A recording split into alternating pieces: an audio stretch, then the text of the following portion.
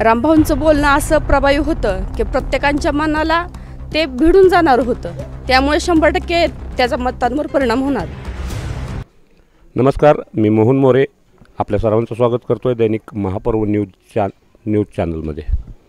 आत्ता आपण आहोत प्रभाग क्रमांक 8 मध्ये। या ठिकाणच्या उमेदवार आहेत महिला उमेदवार, त्यांच्याशी आपण बातचीत करूया, जाणून घेऊया प्रभागासाठी ते नेमकं काय करतील। ताई नमस्कार। नमस्कार। आपला परिचय द्या आमच्या दर्शकांसाठी। मी दीपाली संतोष वाघमोडे, प्रभाग क्रमांक 8 इथून अर्ज भरलेला आहे। आपलं शिक्षण वगैरे? माझं शिक्षण 10वी।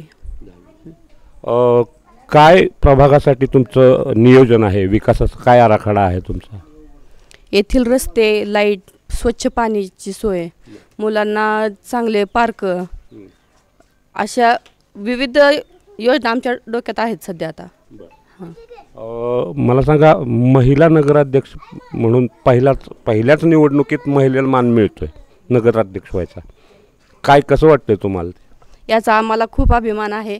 एक महिला नगराध्यक्ष पहिल्यांदा या अकलूजमध्ये पूर्ण कार्यभार सांभाळणार आहे, याचा आम्हाला खूप अभिमान आहे। समोर 2 तगडे मोहिते पाटील उभे आहेत तुमच्या, काय वाटतं तुमच्या मतांवर फरक पडणार आहे का त्याचा? सध्या अकलूजच्या जनतेला तर बदल हवा आहे, त्यासाठी जनतेने जर साथ दिली तर एवढा काय आम्हाला फरक नाही पडणार असं मला वाटतं।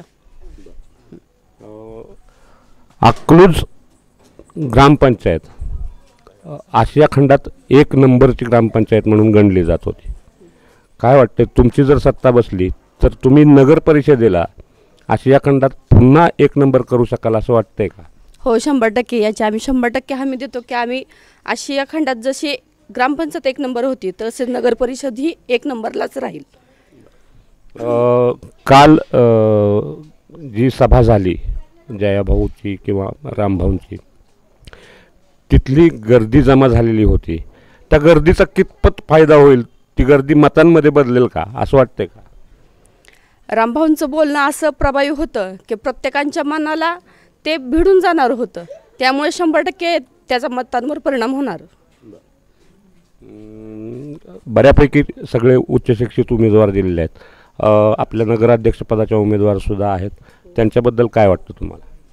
त्या पण एक सुशिक्षित कुटुंबातून आहेत, त्यांचा शिक्षणाचा आपल्या अकलूजच्या विकासासाठी भरपूर फायदा होईल अशी आमची अपेक्षा आहे। धन्यवाद, तुम्ही तुमचं मत मांडलं ताई।